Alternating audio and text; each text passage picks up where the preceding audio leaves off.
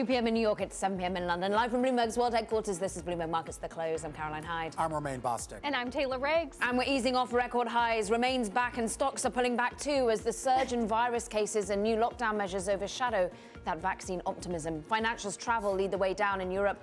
Pharmacy chains among the worst performers here in the United States. And that's due to a prime prescription. Amazon making its biggest push yet into healthcare with the launch of its digital pharmacy and discounts from Prime members, sending shockwaves through the drugstore industry. And a lame duck Fed nomination on the rocks? The vote to confirm Judy Shelton, President Trump's iconoclast pick for the Federal Reserve, now in question after a number of Republican senators are in quarantine.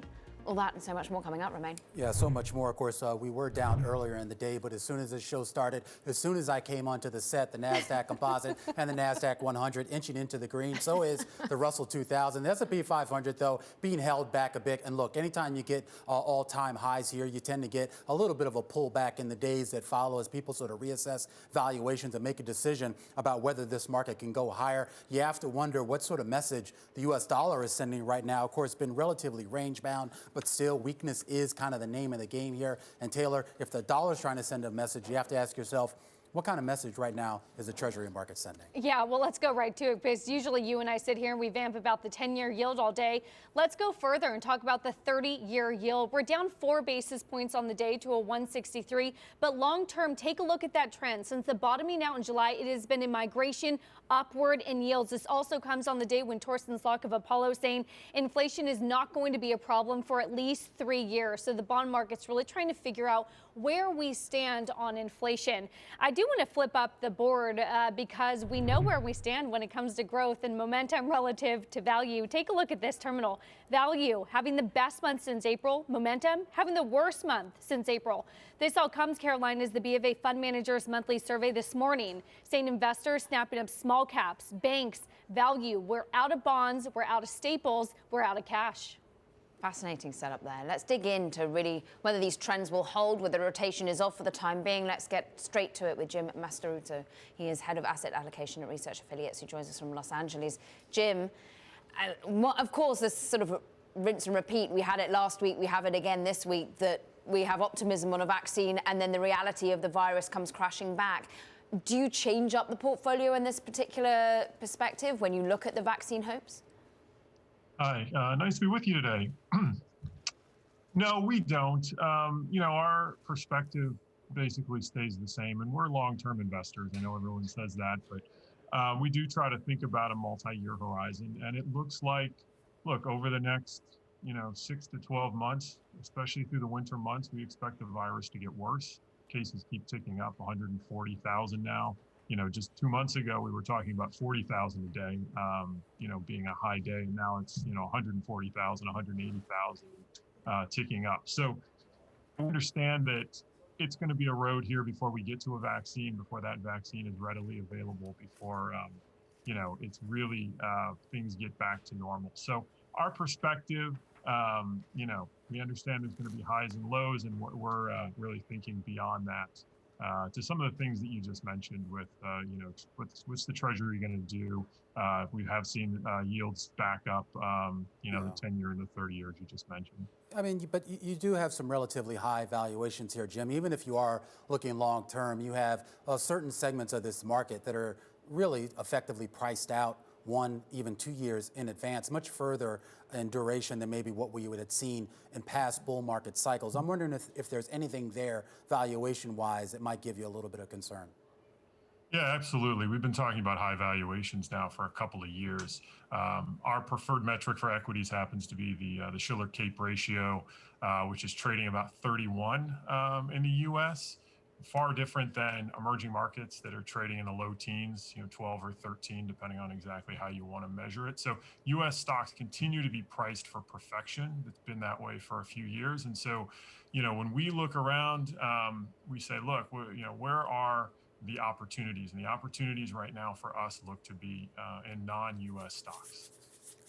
On that note, the B of A Fund Manager survey said cash holdings are now back down to the lowest that they've seen since April of 2015. Are you too seeing people get out of cash? Have they already bought the dip? It looks that way. It is interesting that cash holdings have come back down. We've seen, as you mentioned a few moments ago, we continue to see, weakening in the dollar. It does seem to be range bound, the DXY in the low 90s. Ticked back up there for a while to about 94, 95, and now we're back to, call it 92. So there's a lot of uncertainty as far as what are central banks going to do. Now, we tend to think that it's pretty simple because central banks have one move, and that's always to do more. So more QE, just more and more and more. As soon as next month, Jim? Potentially. We're seeing that in Europe already. They've already announced their plans, but I think, it could be next month. Probably more likely they're going to wait and see what happens on the fiscal side, which probably won't happen until the new administration takes effect here at the end of January. If we're talking about $1 trillion, 2 months ago we were talking about multiple trillions. So the Fed may have to step in and do more, although it's somewhat limited to what they can do. Do you see sort of, I guess, a different message coming from different areas of financial markets here? I mean, you have an equity market, despite the down day today, that is continuing to push higher here. Yet you seem to still see some trepidation in the FX space and some trepidation to a certain extent in treasuries. And I'm curious as to what message you're getting from all that, Jim. Yeah, it's really interesting, and I completely agree with what you said. If you look at high yields, investment grade and high yield bonds, we're seeing spreads that are on average to what we've seen over the last 10 years, but yet we're seeing lower credit quality. So, for us, it's about where can we find our opportunities. We're not trying to tilt the portfolio too far in one direction or another because we are getting these mixed signals. And when you see that, it's better to, pull back, get a little bit closer to your benchmark, kind of let things play out a little bit and kind of see where we're going to go. Jim, textbooks say that inflation should come roaring back. Torsten Slok of Apollo Global Management saying inflation isn't something we're going to worry about for 3 years. Where are you on the inflation debate? Yeah, exactly. So inflation, as I mentioned, central banks doing more. People think inflation. The problem I think on the central bank side is they can increase bank reserves, but lending is still not where it's been in the past, and so that money is not getting to people's hands. Now, if we see things like debt forgiveness on the student loan side or other sides, well, that puts more cash in people's hands to spend. We look at it as over the next 12 months or so. Not a whole lot of inflation, potentially even deflation, depending on, again, the path of COVID. 3 years from now, 2 to 3 years, yes, we're eyeing inflation. All right, Jim, always great to have you. Great to get your thoughts. Hope to have you back soon.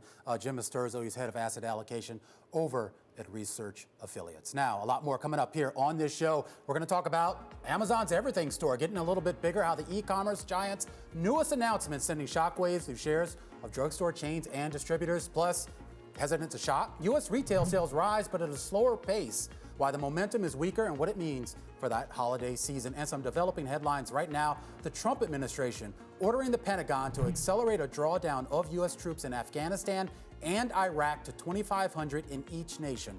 This as the president works to deliver on his longtime pledge to exit from wars before he leaves office. All that and more coming up next. This is Bloomberg.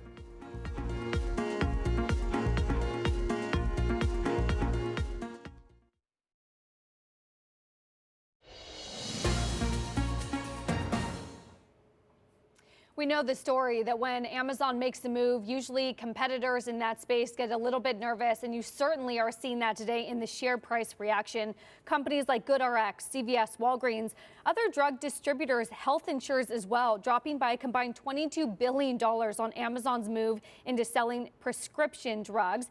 It's a long-awaited move, but you wonder how much momentum the company has. Here to answer that question, let's bring in Bloomberg's Matt Day. Matt, what is the momentum behind this push into Big Pharma?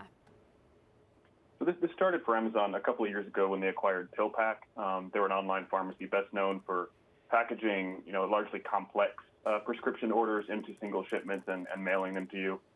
Since Amazon bought that, it's kind of been telegraphed that they would, really try to link pharmaceuticals closer into their main retail website. And as of today, it's the first time you've been able to buy drugs on Amazon.com's main site. So what's the ultimate goal here, Matt? Is the idea that this is just another place for me to buy drugs, or is there going to be some sort of, not guarantee or some sort of promise, I guess, that I can do it cheaper on Amazon versus wherever else I currently buy? Amazon is certainly trying to imply that folks will be able to get drugs cheaper. You know, they plugged into an Express Scripts program. They say they're offering discounts of 40 to 80% on some drugs for paying Prime members who pay in cash. And so a lot of the details are kind of yet to be fleshed out, and I haven't seen a great set of price comparisons today. But they're certainly making the pitch and advertising the service that number one, the convenience Amazon's associated with, and number two, that hopefully in their eyes they'll be able to lower prices for folks.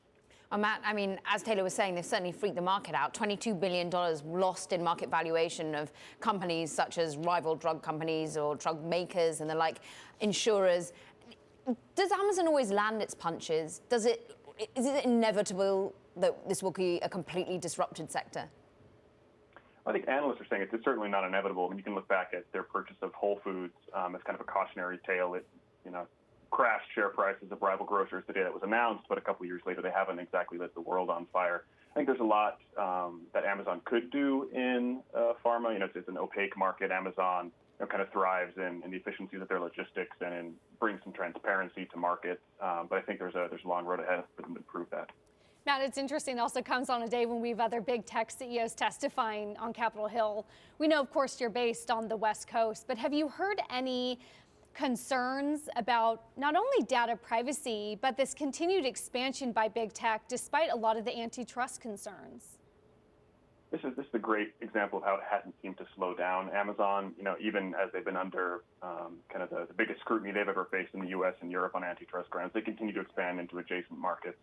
Continue to pursue deals. We haven't seen any sort of slowdown on that or hint that they're taking that scrutiny as a sign that they should kind of pause their expansion. Well, we'll see how this one unfolds. Certainly, it's made its mark on the market today. Matt Day, really great running us through the Amazon story. Now, coming up, we dive into the Fed. Shelton, in doubt, why the Fed nominee is facing a razor-thin Senate vote today and what it could mean for the future of the central bank. This is Bloomberg.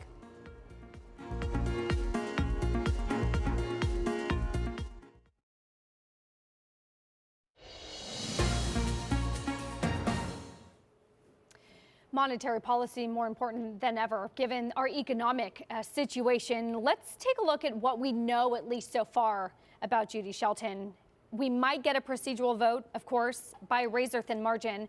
We do know, of course, she was previously in advocacy of the return to the gold standards, ultra-hawkish views on inflation at one point, opposition to the federal deposit insurance. For more on this, let's bring in our own Bloomberg Mike McKee, who covers international economics and policy for us here. Mike, before we get to whether the vote may or may not happen, give us more insight into who Judy Shelton is. Well, she has been a constant critic of the Fed, an advocate of the gold standard, and as you note, someone who is fairly flexible in their policies. Until Donald Trump became president, she was ultra hawkish. And then when they started talking about her as a potential nominee, she became ultra dovish and wanted to cut interest rates. And the flip-flopping has caused a lot of people up on Capitol Hill to question her credentials. She doesn't have much support in the economic community.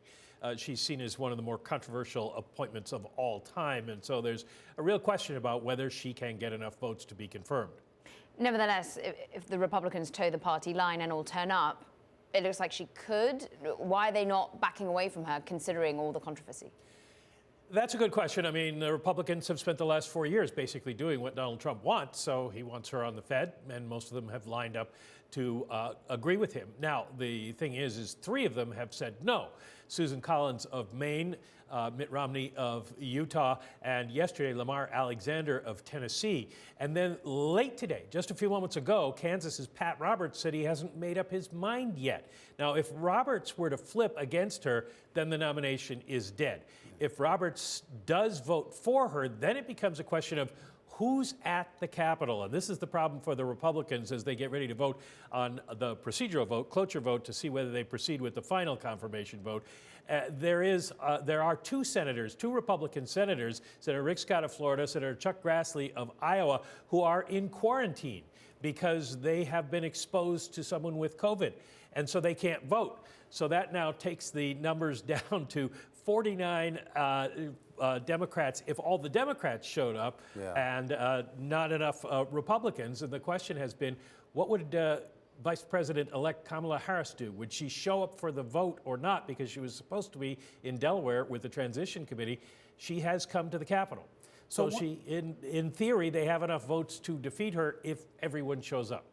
So one interesting thing about the Shelton nomination a few months back was this idea that with Trump in a second term, which at the time seemed certainly plausible, the idea was that Judy Shelton could at some point be elevated to Fed chair. Can you just kind of give us some significance as to what her role would be if she does make it to the Board of Governors? How long would her term last, and how much influence would she have over monetary policy? Well, everything changed for her on November 3rd. With Donald Trump's defeat, there's no chance she would ever succeed to the chairmanship of the Federal Reserve. She'll be on for, I believe, 4 or 5 years before the term is up, and she will be pretty much marginalized. The Fed is a place that is collegial and works for consensus, and so while she can dissent on votes, she won't have much power in terms of setting monetary policy. She could be a gadfly and make her positions known through dissents, but she's not going to have the influence that she would have had Trump remained president and she'd been something that was she'd be a possible Fed chair in the future. Mike, since we're talking about the Fed chair in politics, what's the future of Chairman Jay Powell when his term expires?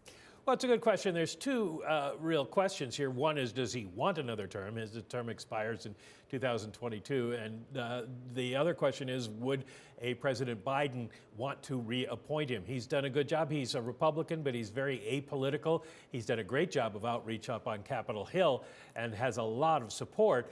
So there doesn't seem to be a lot of reason to get rid of him if he wants another term. The only issue would be whether the new president would want, at that point, some diversity in the Fed leadership and appoint a minority or a woman to the position for that reason. All right, our Bloomberg international economics correspondent, Mike McKee, they're giving us that update there on Judy Shelton and her nomination, trying to work its way through the Senate. All right, let's get over now to Taylor with the Business Flash headlines. Thank you, Romain. We're going to stick with Congress. U.S. senators challenging the CEOs of Twitter and Facebook today. They renewed their accusations that Jack Dorsey and Mark Zuckerberg are failing in their roles as moderators of online speech. And the lawmakers called for changes to legal protections for users' posts. There's speculation that the next stop for TIAA CEO Roger Ferguson will be Joe Biden's cabinet. Ferguson will retire from the retirement giant and stay through March. He's one of the most prominent black executives in finance. And third quarter results at NIO will put a 1,000% stock rally to the test. That's how much shares of the electric vehicle maker have risen this year. NIO makes several models of SUVs. It hit a major milestone in October after monthly sales topped 5,000 units for the first time. And this is a story that all caught our attention. Delta Airlines avoiding millions of dollars in U.S. tariffs on jetliners made in Europe. Since President Donald Trump imposed the duties on Airbus jets last year, Delta has taken delivery of 7 planes. Rather than fly them to the U.S., Delta is basing those new planes overseas.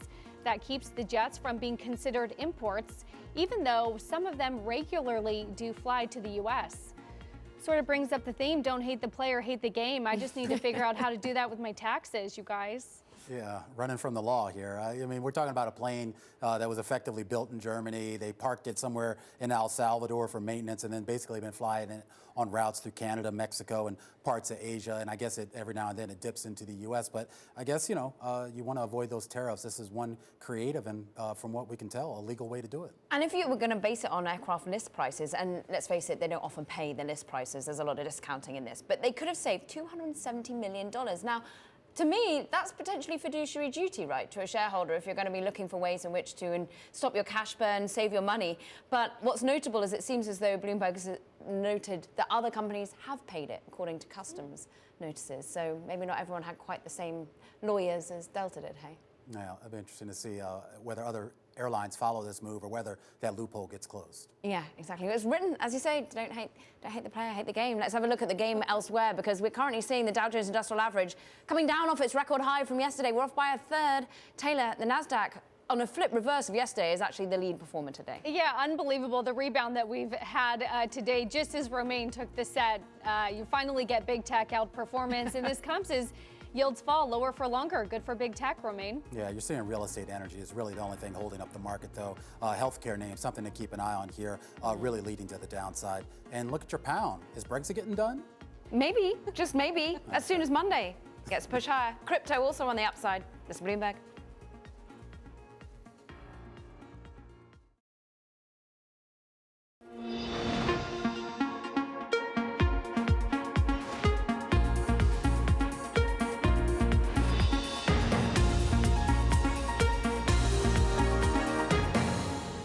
This is Bloomberg Markets to Close. I'm Romaine Boston. I'm Caroline Hyde. And I'm Taylor Riggs. A little after 2:30 here, getting settlement of NYMEX crude futures here in New York. NYMEX crude settling right now at 41.43 a barrel. It's been in a tight range pretty much for the whole day, about $1 swing here from peak to trial. Pretty much the trading range that it's been in now for the past week and a half. Of course, a lot of concerns about the next steps for OPEC Plus. A lot of concerns here about the next steps for the U.S. economy. You see that reflected there in copper prices. Copper prices coming off of that 2-year high as a lot of people reassess here. And gold also in a little bit of a holding pattern as people try to assess whether the economy is going up or down. Taylor. Romaine, let's get back to some of the economic data that we got this morning, namely U.S. retail sales. Month over month, you're still positive now for 6 straight months, but it growing at just 0.3%. It is less than expectations. On a sector level, this is where it gets interesting.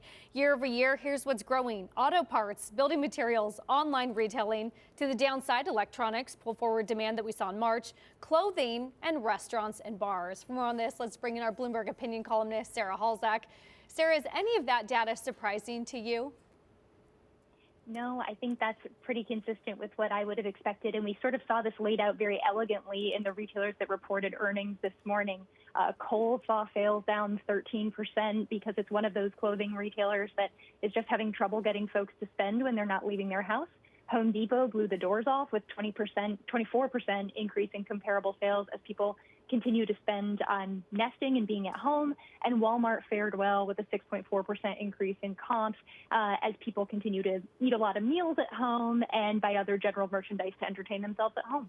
And I mean, we're looking at the shares on both Walmart and Home Depot, which you mentioned, are lower in the day. And there seems to be a general sense here amongst investors, Sarah, that the fact that the companies didn't provide any true guidance going forward is a bit of a concern here as to whether a recent growth is going to be sustainable.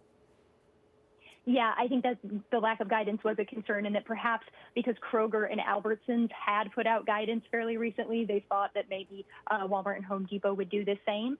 But yeah, there are certainly some flags here. If we don't get another stimulus package, we know that Walmart has cited repeatedly that that was a real tailwind for them through much of the summer. And so without that extra support for consumers, there is real concern that this kind of spending might not continue.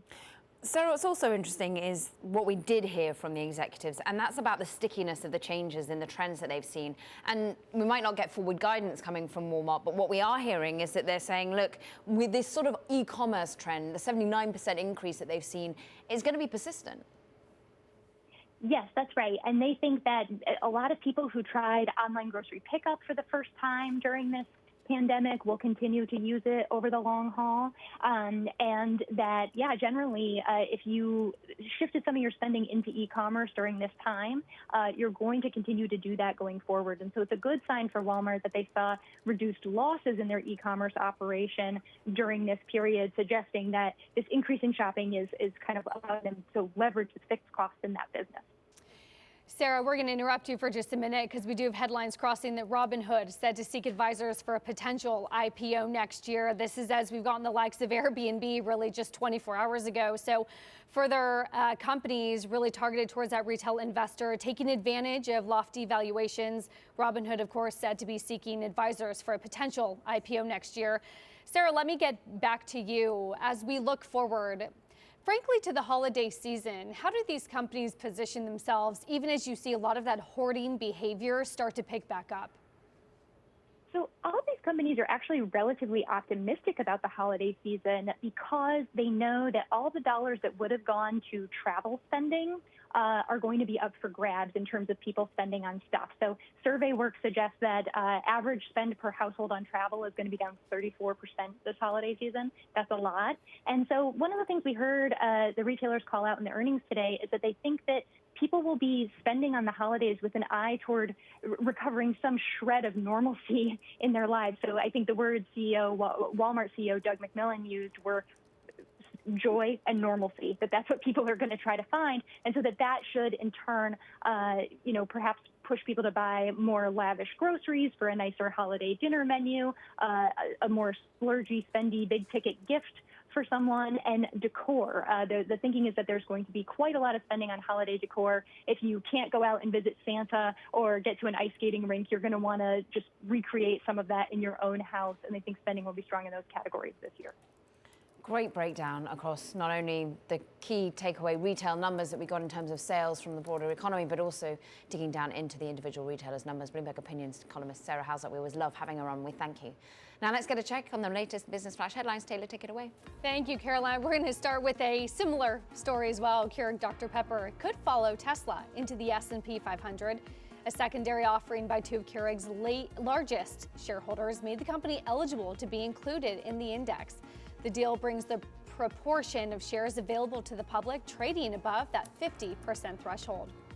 And Uber will invest $50 million to support minority and underserved communities. It's part of a broader commitment from American companies to address inequity in access to banking and loans. Twitter, Netflix, and Bank of America among those who have committed a total of $1 billion this year. It all began when the killing of George Floyd prompted protests against systemic racism.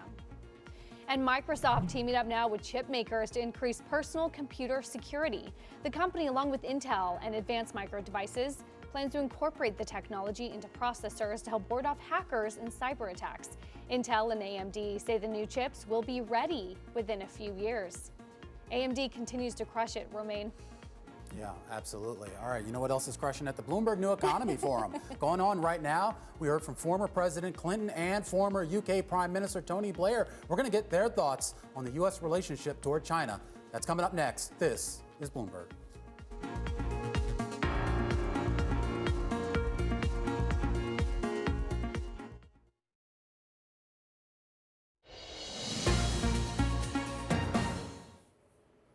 I just want to bring you some comments here from President-elect Joe Biden here in the U.S.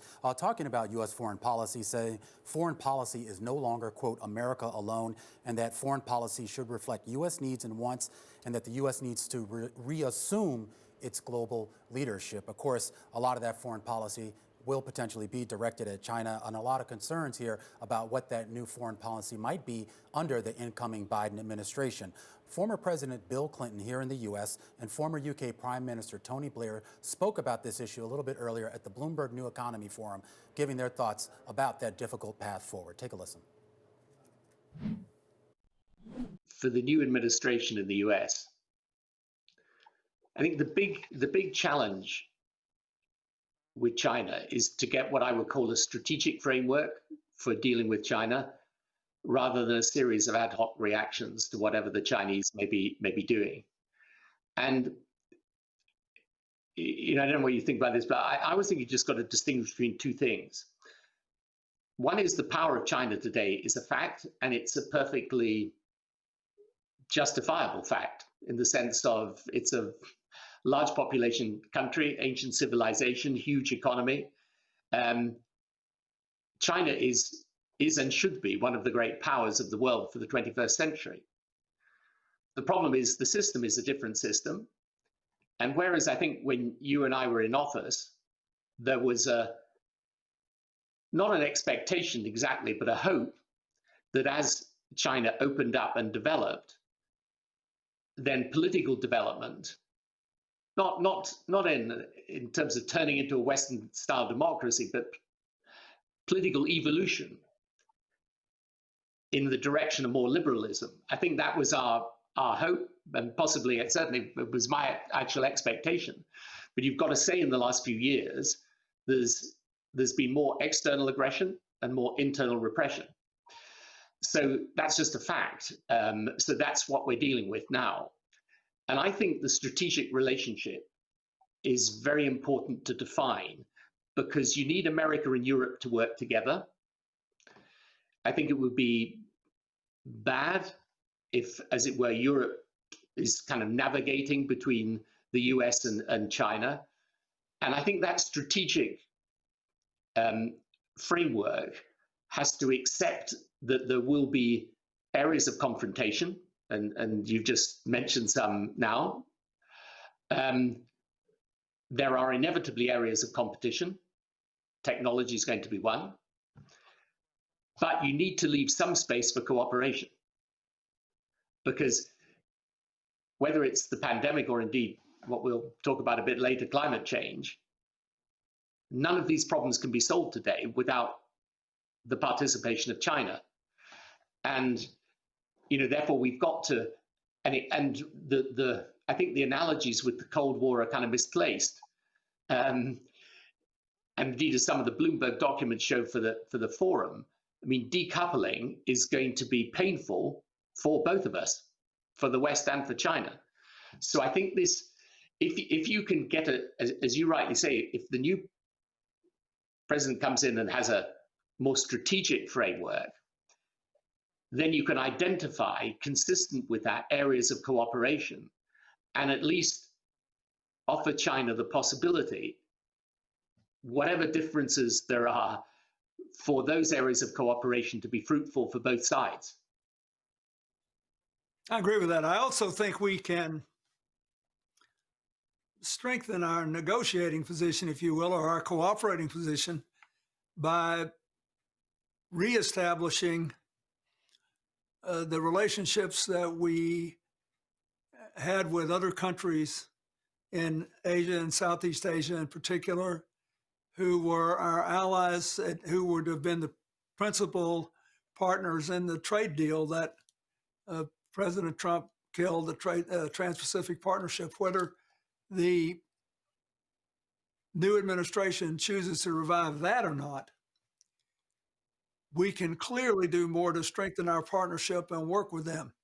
And we have to recognize and just level with people, the old Chinese system, which was by no means a democracy, still guaranteed enough debate and play and openness because there was a regular rotation of leadership. And now that it appears that a person is in charge of China who intends to stay there for life, in essence, that changes things. But we shouldn't accept or assume that it's all going to be bad without working to make it better. We got to try to, we got to give the new administration a chance to articulate an approach and then try to achieve, in cooperation with Europe and the United States and the international bodies, a strategic partnership which will enable us to do good things together and try to minimize the bad things that we think will happen if we just walk away. Former President Bill Clinton there and former British Prime Minister Tony Blair speaking at the Bloomberg New Economy Forum. You can continue to watch the entire event using LiveGo on your terminal. It re-kicks off this evening. It's also streaming on Bloomberg.com and neweconomyforum.com. For more, well, let's get over to discuss further the U.S. China relations, what's really being evolved here in terms of the conversation. Andy Brown, editorial director of the New Economy Forum, your baby being birthed. It's amazing to see it come to life, Andy. But what, from your perspective, has been some of the real key takeaways in terms of the conversations such as this? Well, U.S. China, as always, has been a focus of the conversation. And I think there's been a good deal of sympathy for the view of China, as we just heard expressed by Tony Blair, which is a critique of the country under Xi Jinping.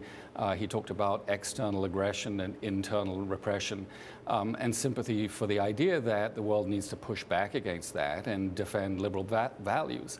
At the same time, we've heard a lot of concern that that type of confrontation with China is escalating to a very dangerous point.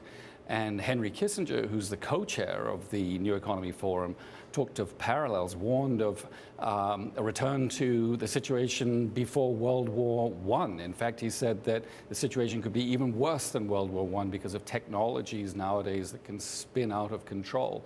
So I think the mood among the delegates, and certainly the speakers, is that we need to tamp this down, and that Joe Biden actually represents a chance, not for a reset perhaps, but for at least a cooling off, perhaps preventing the relationship from spinning even further out of control. Is there a sense here, Andy, though, that the approach itself will be different. I mean, we're talking not only, of course, a different administration with different sensibilities, but you're also talking about China's in a much more powerful position than what it was 10 years ago, even 4 years ago.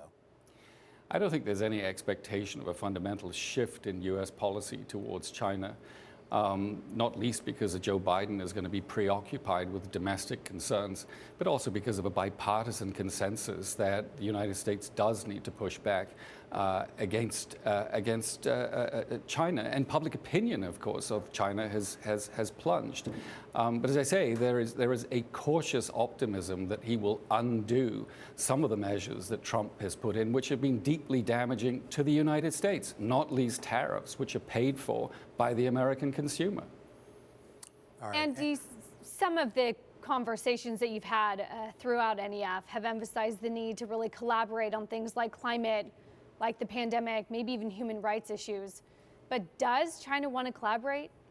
Well, not on human rights issues. That will be an area of escalating disagreement, particularly with the policies that we've seen now in Xinjiang and in Hong Kong. But certainly on the other areas that you talked about, there's a good deal of support. If you say, well, how do we limit this competition?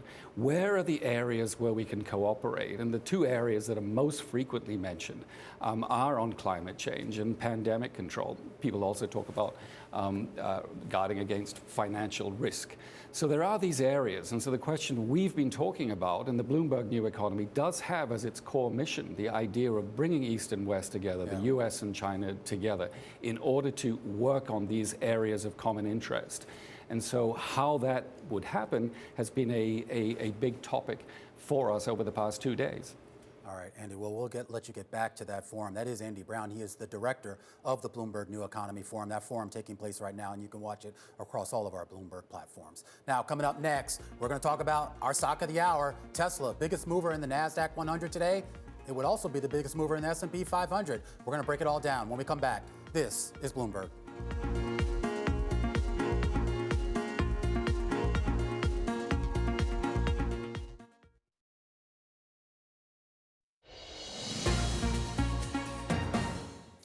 All right, time now for our top call to look at some of the movers on the back of analyst recommendations. Moderna getting downgraded today to market perform from outperform over at BMO. The analyst saying the near-term best-case scenario on vaccine news, that's pretty much priced into the stock, of course, after quintupling this year. Expectations for emergency use authorization on that vaccine before year-end, already in the shares. Shares here down 5% on the day. Next up, let's take a look at Under Armour.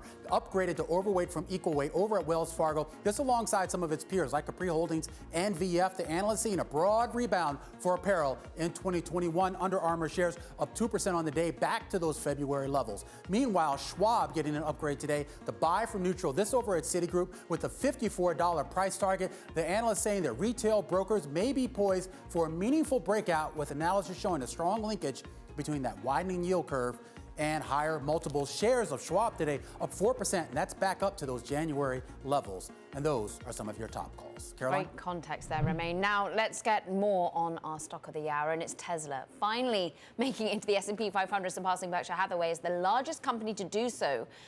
Let's bring in Bloomberg's Dave Wilson. It's going to be interesting how, well, investors trying to benchmark to the index are going to swallow this. Absolutely. I mean, you're talking about a company that, as we speak, its market value is above $420 billion. Now, bear in mind, the S&P 500 adjusts for shares available for trading, also known as the float. So you have to take out about 20% of that to reflect the stake owned by CEO Elon Musk and other insiders like Oracle's Larry Ellison. But still, you're talking about $340 billion that has to be added to the index. And, it's by far the biggest company by that yardstick, well above Berkshire Hathaway from 10 years ago when it went into the S&P 500. And so now the question is, how do you do that without disrupting the market? And bear in mind, by S&P Dow Jones calculations, there's $4.6 trillion invested in funds that track the S&P 500 directly. And those funds are going to have to own shares. So you're looking at a possibility. Assume that Tesla is a 1% share of the S&P 500. $40 billion of selling in other companies to make room for Tesla. There are a lot of moving parts here. In fact, S&P Dow Jones is considering whether to add Tesla in stages as opposed to all at once. I'll tell you, I mean, this is going to be something to watch. All right, Dave Wilson there, our stock of the hour, Tesla getting added to the S&P 500. Major liquidity event coming up next month. This is Bloomberg.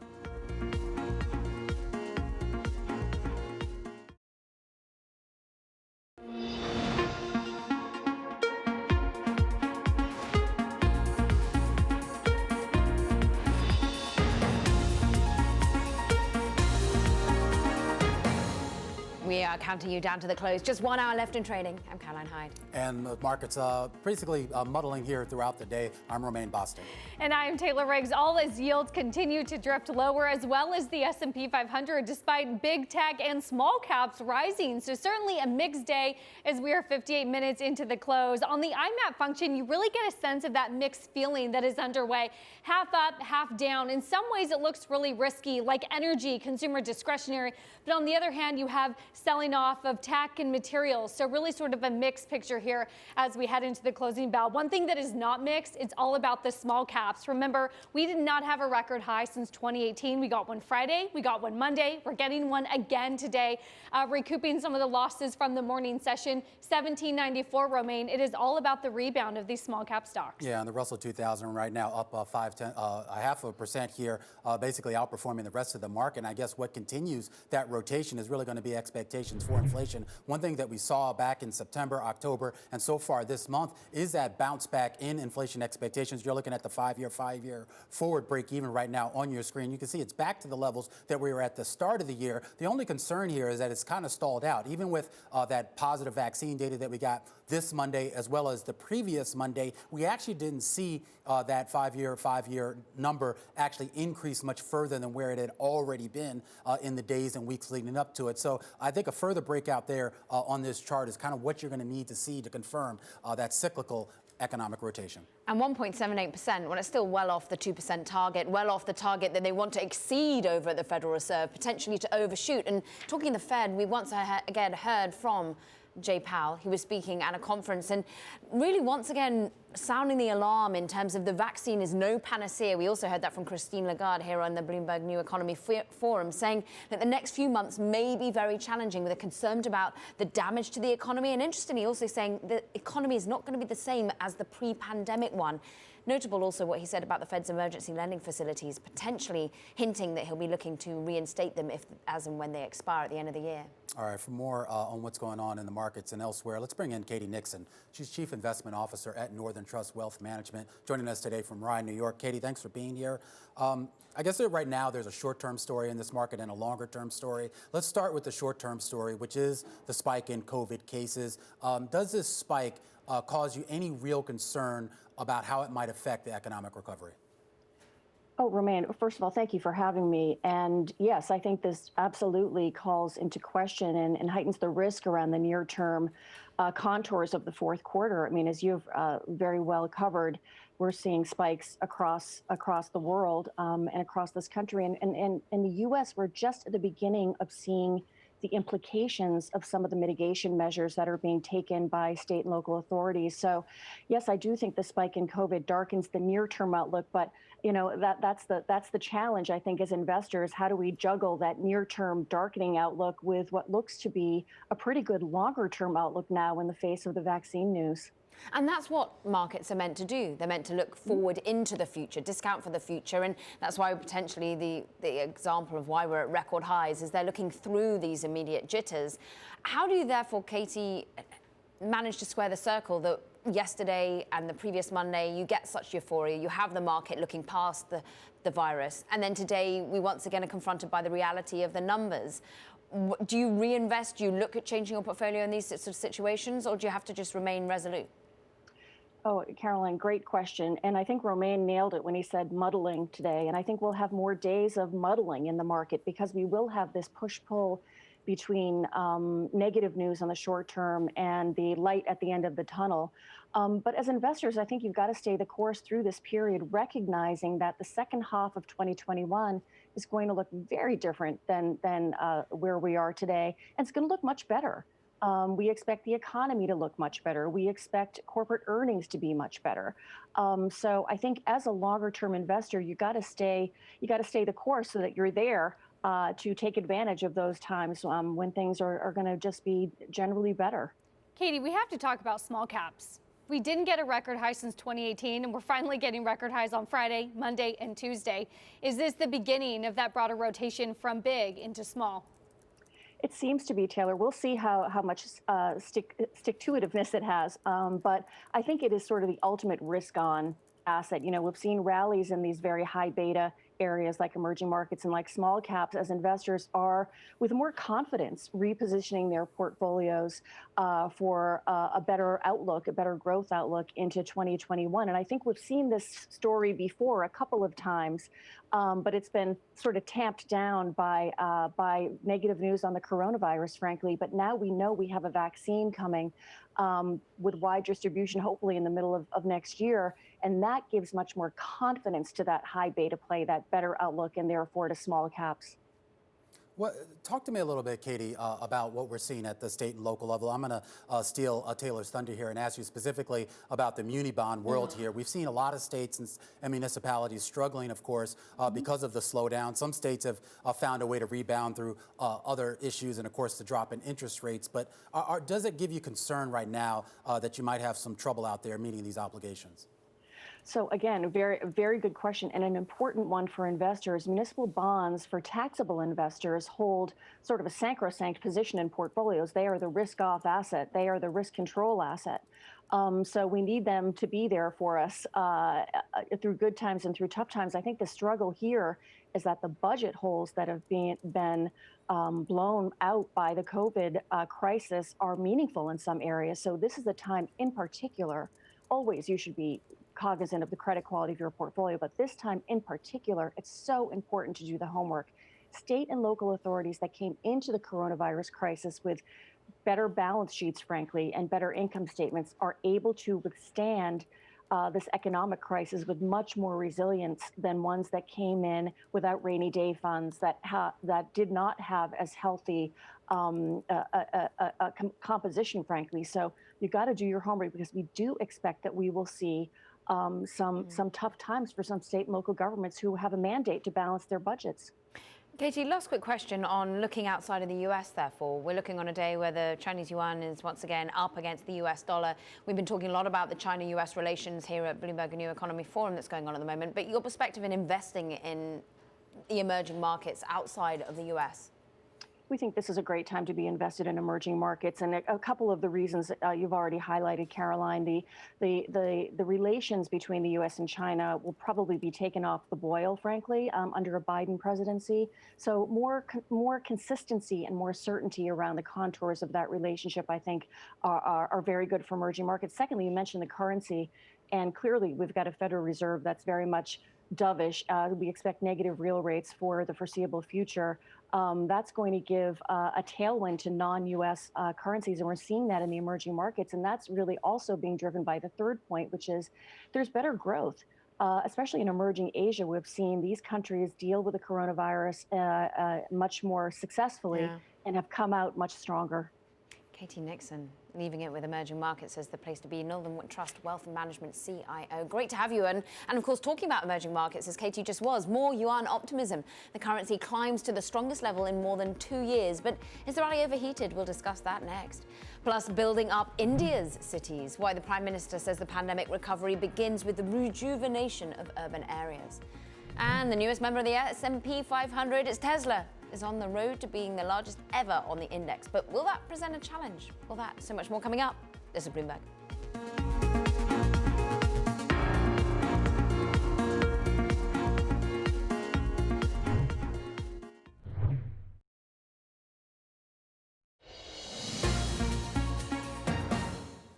All right, welcome back to Bloomberg Markets. To close, a little less than 48 minutes go to the close of trading on this day. The S&P 500 has really been all over the map on this day. You have seen a little bit of a cyclical rotation into some of those small caps, but those big cap names really not getting much of a bid today. Of course, coming off those all-time highs, having some investors sort of reassess what's going on. Interesting message being sent by the weaker dollar. Interesting message being sent by some of the strength that we're seeing in treasuries. You take a look at where the VIX is right now, actually creeping a little bit higher today, persistent, about 188 sessions now, where we've seen that VIX above 20. Though if you are looking for some bright spots, you might find it in the retail space. Those retail sales numbers did show a little bit of a slowdown, but you got some earnings out of Kohl's. The earnings themselves weren't great, but it did provide a holiday forecast, a sense here that the holiday season is going to be better. You're seeing those department store stocks really rally today: Macy's, Nordstrom's, JCPenney, and Kohl's.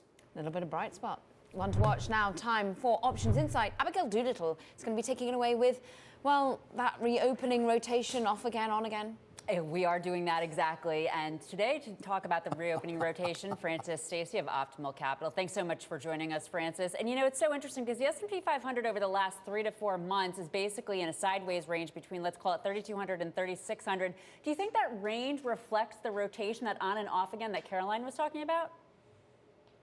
I think it does. I think there's still some uncertainty going forward. We definitely have credit spreads depressed by the Fed, and at some point there will be some risk around that. But the market seems to be looking through to a solid reopening trade based on the vaccine. It's trading more of that than it is the risk of the cases going up. And I actually kind of agree with Goldman on this one and see the S&P having enough momentum based on today's session, despite slight weakness in retail sales, to go up and test that 3,700 range. And 3701.17 is my number, and I'll be looking for a lot of resistance in that area. I'll simultaneously be watching the VIX. There's a lot of support for the VIX if it continues lower at 2187, and seeing sort of what the news of the day is at that time. So on a year-to-date basis, Frances, it's so interesting because tech and discretionary, the top two sectors, up in a big way. Tech, I think, by 30% or more. On the other hand, you have the financials and energy, the down sectors, energy down 41%, the financials down 10%. So for this reopening trade to really work, that's a lot of ground to shift. How does that work considering that tech is 25% of the S&P 500 while allowing the index to go higher? Yes, well, that's true. I do think that a broader trade is going to have money coming in from the sidelines. We have a record amount of money in the sidelines, and I think that that might support the broader trade. I don't think tech is going to tank completely because, again, they have the strongest balance sheets. And if there's any kind of balance sheet risk moving forward, which I do think that we will confront that at some point in 2021, you're going to have tech for the balance sheets. I just think the excess frothy valuations because of the stay-at-home play are probably going to rotate into a broader market. I still think there's a lot of momentum. There's a lot of support from the Fed. There's a lot of liquidity. And so I think that that could keep the index moving higher. Financials like a steeper yield curve. Right. We'll see. The Fed is supportive. And energy, again, is about that reopening trade. Well, that does make sense in terms of the idea that new money could come to work. And I have about 20 seconds for you to talk about how you play that reopening trade. Yeah, so I like long the IWN, which is, of course, the Russell Small Value. And however, that's up substantially, so I like to give myself some time. So I'm buying the May 120 calls on that, and then to kind of take, you know, either keep my profits in the tech or, you know, kind of hedge some of that risk there. I'm selling the December 4th 295 calls in the QQQ. Great. Thank you so much, Frances Stacey of Optimal Capital, for joining us for Options Insight today. And from New York, this is Bloomberg.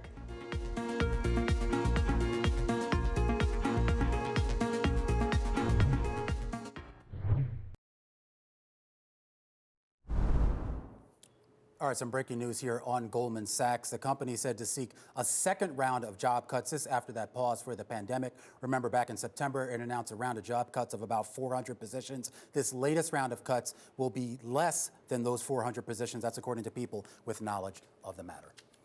All right, we want to turn now back to the Bloomberg New Economy Forum. We heard a little bit earlier from Prime Minister Narendra Modi of India sharing his plans to rebuild the world's second most populous nation's economy. This, of course, following that halt caused by COVID-19. Take a listen.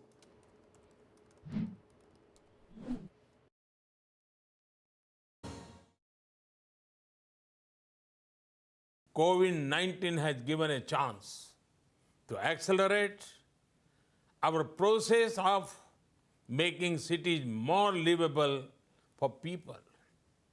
This includes better housing facilities, better work environment, shorter and efficient travel. Friends, our cities cannot prosper without availability of affordable housing. Realizing this, we launched the Housing for All program in 2015. I am happy to note that we are well on our way. We will deliver more than 1 crore or 10 million houses to aspiring families in urban areas before the targeted deadline of 2022. Looking at the conditions created by the pandemic, we also introduced an affordable rental housing initiative. We created the Real Estate Regulation Act. This has transformed the dynamics of the real estate sector. Also, this has made it more customer-oriented and transparent. Friend, sustainable mobility is key to creating resilient cities. The work on metro rail is going on in 27 cities. We are on track to deliver close to 1,000 kilometers of metro rail system in the country by 2022. Our Make in India push had led to development of tremendous indigenous capacity for production of transportation systems. It is going to help us push our sustainable transport goals in a big way. Friends, technology is an important enabler in the journey of a smart, prosperous, and resilient city. Technology helps manage a city efficiently and build connected communities.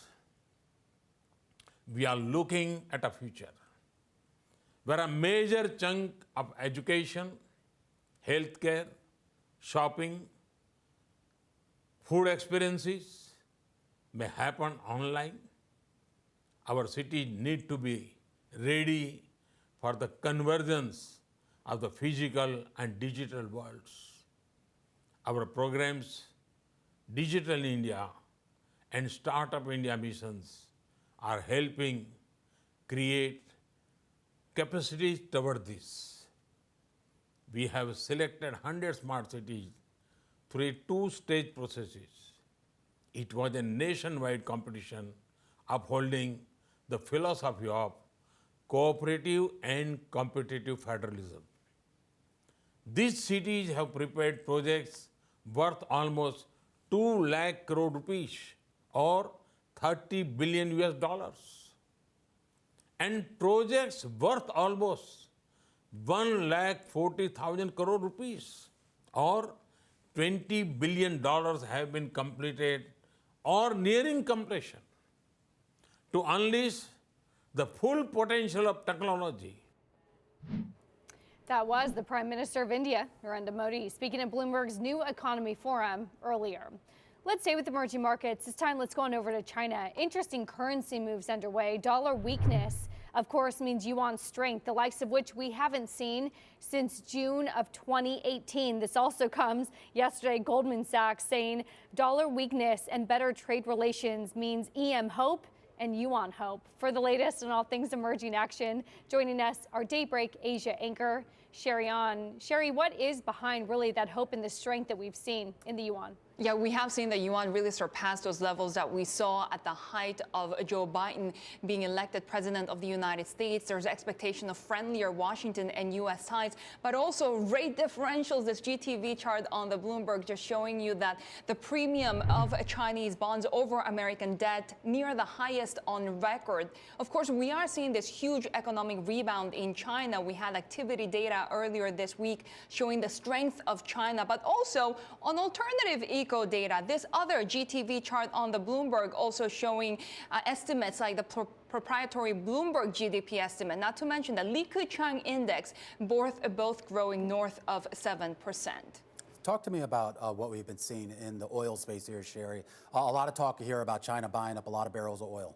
Yeah, there's a bidding war going on across Asia for those barrels of oil. Of course, when you have an expanding economy, you need to fuel up. And we have seen China going after Russian oil, Middle East oil, this buying spree for those cargoes and shipments that would arrive before the Lunar New Year holiday around mid-February. So we had the favorite January shipments of Russian oil sold at a 5-month high premium over Dubai prices already. And they're even going after that light sour variety of crude that typically is not so popular among Chinese buyers, but right now they're going after anything they can get their hands on.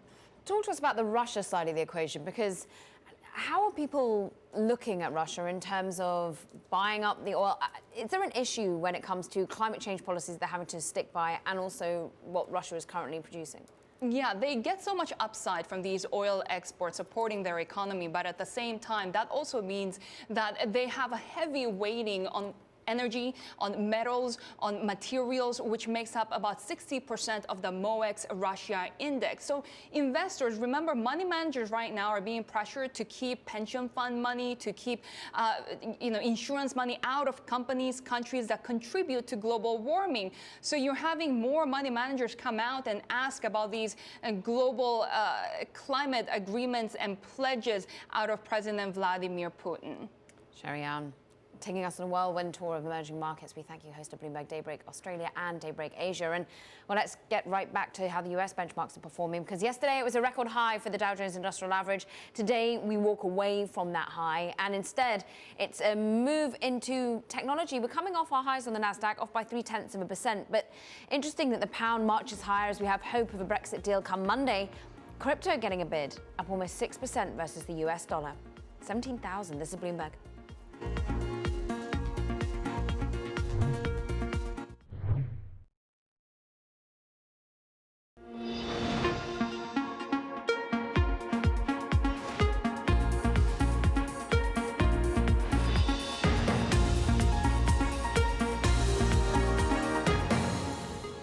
Less than half an hour left in the trading day. This is the countdown to the close. I'm Caroline Hyde. I'm Romaine Bostick. And I'm Taylor Riggs. And it's getting a little bit more red on the screen as we enter the final 30 minutes of this trading session. As you can see, 26 minutes. And despite some green earlier, remain in tech in the Russell 2000 and red within the S&P 500. On an individual sector basis, it's now getting more red and less green. So one in the red, real estate, pretty much everything else. Some of the riskier sectors like tech, materials, healthcare, of course, now at the bottom of that, Romaine. All right, well, let's talk about some of the stocks in the red. GoodRx falling 20% here. Worst decline, of course, since that company went public back in September. We had the CEO on, Doug Hirsch, on just a week or so ago, asking him about competition. He didn't seem worried at the time, but of course, when Amazon decides to move in on your turf, you have to be worried. Investors worried today. Palantir, investors not necessarily worried there. Remember, this was basically a public debut that really went nowhere. Remember, the shares fell its first day of trading and had been range bound for the most part up until about a week or two ago, and they've really broken out, rallying about 75% here over the past week and a half or so, up 12%, seeing some activity here from Point 72 Asset Management and Anchorage Capital out of those latest 13F filings. Boston Scientific, interesting story, moving lower here on a recall of its Lotus Edge aortic system. And then here's your newest stock on the block right now, Viatris. This is actually the combination of the Upjohn drug business from Pfizer. Remember that? That was the off-brand, sort of off-patent legacy business that it had, combining there with Mylan. That debuted today. VTRS up 4.5%, Caroline. Always shining light on the ones that you might have missed. Meanwhile, I'm going back to the trend, because maybe it's your friend right now. Yes, we're taking a little bit of a dip off those record highs that we saw in some of the benchmarks, Romaine, Taylor, but what we've been talking about is the breadth of this market. And this was a note that I saw coming from Oppenheimer, which is saying, look, the breadth is the highest that we've seen back all the way back to 2013. Look at where we are now. About more than 75% of companies on the New York Stock Exchange currently trading above their 200-day moving averages. We haven't seen that since about 2013, but we saw levels like that all the way back in like 2016, 2013, all the way back to like 1995. Every time that happens, usually stocks go higher. So maybe we're taking a pause for breath, we're reassessing when we see these COVID levels, but maybe it's still the time to buy. That's what currently the technical analysts are saying. Well, let's take a look from technicals into some of the fundamentals of these companies. They were once America's beloved household names. They're now increasingly looking like something else. Zombie companies.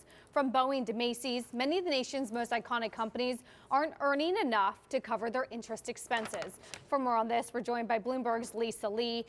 And Lisa, I mean, wasn't this always the criticism of the Federal Reserve and some of these programs throughout the pandemic, is they're keeping alive zombie companies that eventually were going to die out anyways? Yes, that is one of the criticism. And when the Federal Reserve moved in, it was such an extraordinary event. I do think they were trying to stave off a whole slew of bankruptcies, thinking that some of them weren't going to become bankrupt and some of them would be. So what we have now are some of the unintended consequences of their action. Maybe it was necessary, but there is still a cost. Maybe there was nothing they could do, but there is nonetheless a cost to what we did to get over the COVID hump, which we're not actually over from. And the issue is that not only are they suffering with earnings, which hopefully they could regain and rebound, but they've taken on historic amount of debt. The corporate bond market is on fire, went record issuance, and they're still piling the debt on. So what happens? Even if they recover with all this debt load.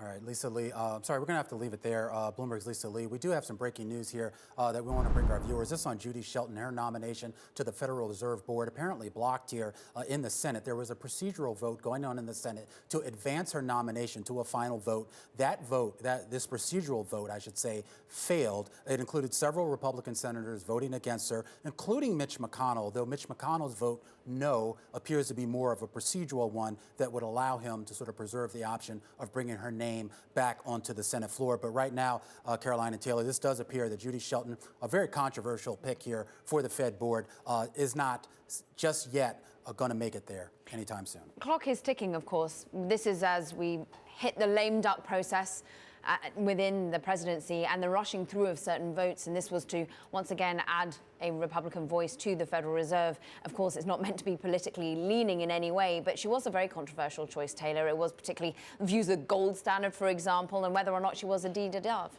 Yeah, some of those controversies, as you mentioned, advocacy for return to the gold standard, ultra hawkish views on inflation, then of course went back to being an ultra dove, opposition to the federal deposit insurance. So a lot of controversy surrounding those and some of the interest rate cuts as well that we had been talking about so much this year. So we will have more on this, so stay with us. This is Bloomberg.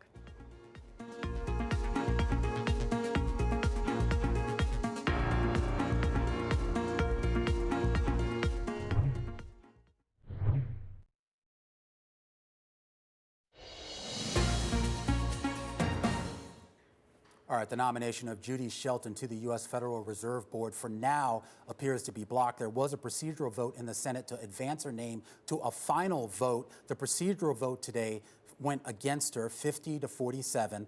That actually included a vote no from Mitch McConnell, the Senate Majority Leader, of course, a Republican. However, his vote appeared to be more of a tactical one that allows him to reintroduce her name at some point in the future. Remember, there are still several weeks left in this Senate session before January 20th, when the next president would be sworn in and the next Congress would be sworn in as well. But at least for right now, Judy Shelton's nomination not going anywhere.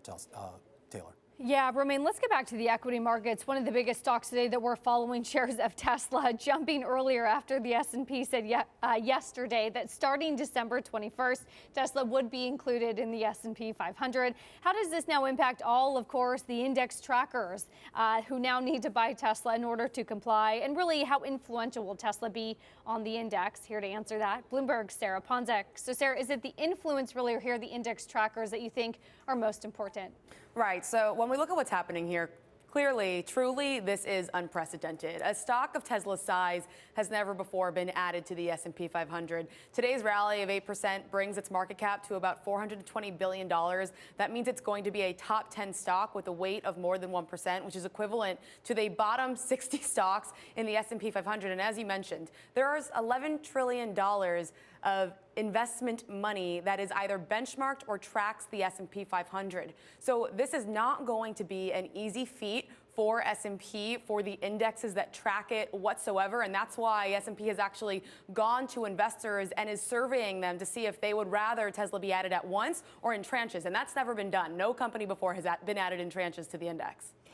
Yeah, what sort of volatility could it spark if we indeed don't get it in several tranches? Right, so if we think about back in July, when Tesla's market cap was still below $300 billion, Vanguard at that time expected that this would cause selling in the index of $35 to $40 billion. Well, now we have a market cap of $420 billion and climbing. So the expectation, presumably, is that the selling will be upwards of $40 billion. That's a lot of money to be sloshing around, moving around here. A lot of money is indexed. A lot of portfolio managers, they think that the trade presumably is kind of sell everything else by Tesla, just because there's no single stock that is really large enough that is going to be removed to let Tesla easily slide in. So the idea is possibly that you're going to see the weightings of almost every other stock in the S&P cut down, trimmed down to help make room for Tesla, which is really going to be a monster addition. I am curious as to how they're going to pull this off. I mean, the addition is supposed to take place or begin taking place next month, which isn't that far away. I am curious as to whether the folks over at S&P have enough time to really sort this out. Look, it's the question that everyone is asking. I've seen multiple research notes this morning saying there's no reason to think that they can't pull this off. They're very dedicated. They're hardworking. They've done this for years and years and years. They should be able to. Still, it's going to be a very, very closely watched event simply due to the fact that Tesla is so large and this has never been done before. Quite amazing. Keep a close eye on what's happening in terms of Tesla. Keep a close eye on terms of what's happening in terms of future volatility. Sarah Ponczak, thank you very much indeed. Let's have a quick look at where we stand ahead of the market close. About 15 minutes to go, guys. And we are seeing a little bit of a pullback, it would seem. The Dow now off by 0.6%. Yeah, I mean, you saw for at least a brief moment here, the Russell 2000 and some of those small caps outperforming. It's still up about 3 to 0.4% on the Russell 2000. So technical outperformance here, not huge bids coming in. But remember, you have a big drag right now going on with the healthcare space, as well as some of those interest rate sensitive sectors, Taylor. And it's all about that Russell, as you mentioned, the third straight day of record highs. We got one Friday, we got one Monday, we got one Tuesday, again after not having one since 2018. But those interest rate sensitive sectors, of course, not doing as well. 17,683 on Bitcoin, Taylor. You want to go back to Bitcoin? I don't actually. But Here's the good news. This is Bloomberg.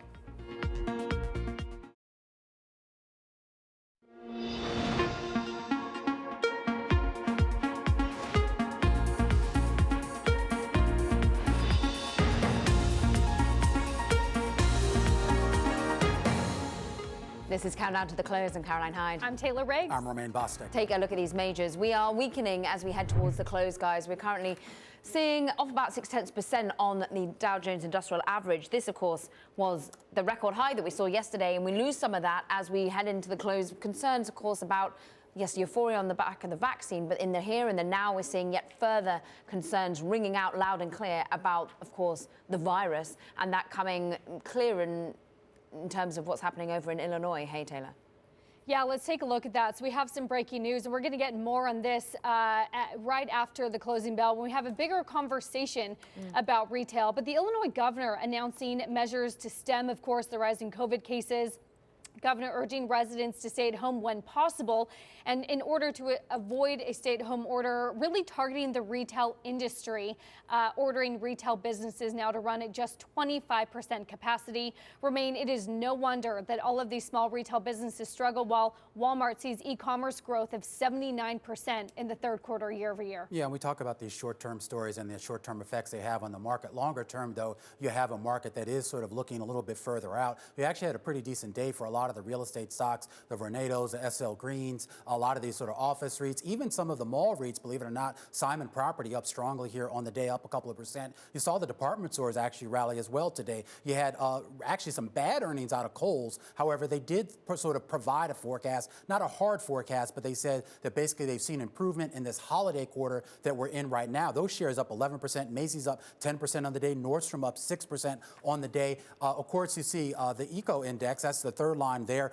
These are a lot of your battery names here, like Fuel Cell and the like, all getting bids here today. Candy, Blink, Workhorse. Tesla's also in that index. The idea of more attention on Tesla means, of course, more attention on EVs. And then there on that first line there, of course, Amazon completely shaking up what's going on in the healthcare space. Walgreens down 10% on the day. CVS Health down 8.6%. And then some of the direct drug distributors like Amerisource, Cardinal Health, and McKesson also down significantly on the day. Really interesting deep dive. Let's get a broader picture now. Liz Ann Saunders is with us, Chief Investment Strategist at Charles Schwab. We look at the reaction from Amazon shaking up industry, but also notably the latest out of Illinois, the state having to rein back once again the opening. They're saying they're going to order retail business to run at 25% capacity. Liz Ann, are you thinking about the optimism of vaccine, or are you thinking about the concern of the virus right here, right now? I think it's a bit of both. It's sort of a push and pull. I think the vaccine represented a pull forward of the time frame where we might start to think about getting back to normal, but the virus itself is pushing down economic growth. And this was not unexpected, and I still think the vaccine news coming with more effectiveness and earlier than people thought is good news, but it doesn't mean that we are not still sort of in the darkest part of the tunnel, even if the vaccine represents a light at the end of the tunnel. So we're just in a phase where we're going to see a dip in economic activity, even in areas where there aren't mandated shutdowns. It's just human behavior reacts to a surge like this. Yeah, absolutely. And I mean, just sticking with the short term for a second here, Liz Ann, we did get that retail sales data, which not only showed a slowdown in spending, but more importantly, it showed that most of us are still spending on, I guess, household essentials and other things that maybe have less to do with the growing economy and more just to do with ourselves just sort of preparing to hunker down. Not only that, but I think you see the effect of just the way the math works, where you get an initial huge surge broadly for retail sales coming out of the lockdown. The percentage increase was naturally going to be significant when everything was shut down. And we did truly have a V-shaped recovery in retail sales because we went back to pre-pandemic levels.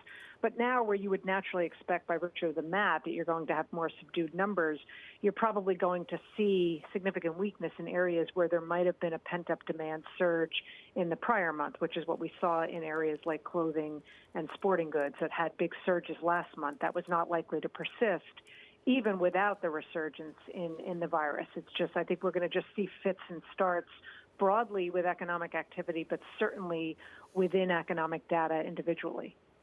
All right, we're speaking here with Liz Ann Saunders, Chief Investment Strategist over at Charles Schwab. She's sticking with us as we count you down to the close, but I want to jump over to Taylor right now, who's got a little bit of a deeper dive into what's happening at the moment. Romaine, I think really what caught my eye yesterday is you had the S&P, you had the Dow, you'd Russell all making fresh new highs, but big tech was not. And so you're seeing a little bit of a more pullback as well within big tech today. This is what I've charted, the NASDAQ 100 relative to the 200-day moving average. You had a really big premium here, August, September. A lot of that premium to the 200-day moving average has dwindled a little bit. So this really speaks to the breadth of this market, really seeing some other participants come in and make record highs and big gains, even as the NASDAQ 100 doesn't quite do that. I want to flip up the board and stick with tech because today it is all about Amazon. Of course, that big announcement, that push into some of the pharmacy and prescription business means that all of some of the competitors are down on the day. GoodRx is one that I'm looking at. They're down about 23%.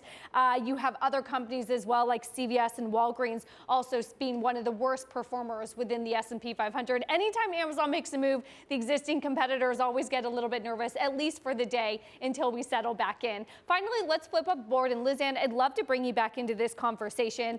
This was the B of A Fund Manager survey out this morning, talking about cash holdings now the lowest that they've seen since 2015. And you see that here in the white bars at the bottom where cash holdings are dwindling lower and lower. People really starting to put that money to work. Liz Ann, are you two seeing that where cash now finally being pulled off the sidelines, being back invested, buying that dip? We are not only seeing that, but if you look long term at household exposures to equities, it's been in the top quintile or so for a while. And some of that is a function of the lack of rebalancing. So as the market has appreciated, that equity allocation has gone up. And if you look at sort of subsequent 10-year performance based on quintiles of household equity allocation, being in the highest tends to mean lower long-term returns. So I think we do want to sort of curb our enthusiasm for returns out the time spectrum. Specific to the last week, we had seen frothy sentiment in certain pockets of the market, in the high momentum areas, among the newly minted day traders, in the single stock options markets on the call side. There was a lot of discussion for months about that speculative fervor. But last week brought that sort of euphoric sentiment into broader indicators as well, including ETF flows, other fund flows, including the AAII survey, which saw a significant shot up in bullishness. So I'm actually a little bit concerned now about the sentiment environment. Not that imminently it means the market's going to move contrary to extremes of sentiment, but it just sets up vulnerability to the extent that there's a negative catalyst, either one associated with what we already know have been the narratives or something outside of those narratives.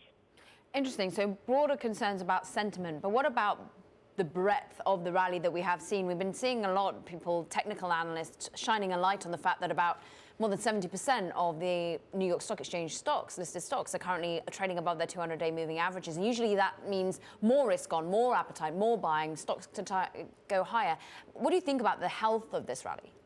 Well, in general, this rotation away from just a small subset of prior winners, which I think was reflective of the COVID environment. You know, I would get the question all the time about the perceived disconnect between what the market has been doing and what the economy has been doing. But up until early September, you know, the 5 largest stocks had a 60 percentage point positive spread over the other 495. And that to some degree is reflective of an economy where there's a small subset of winners and still a lot of pain under the surface. I think rotation into other areas of the market, and I think, you know, the rotation has had different flavors depending on the day or the week. There are days where you could define it as growth to value, others large to small, you know, prior winners to laggards, defensives to cyclical. So you can kind of slice and dice it in a number of ways, but you can have sort of a benign scenario where you ease some of these excesses, some of the speculative fervor through a process of rotation.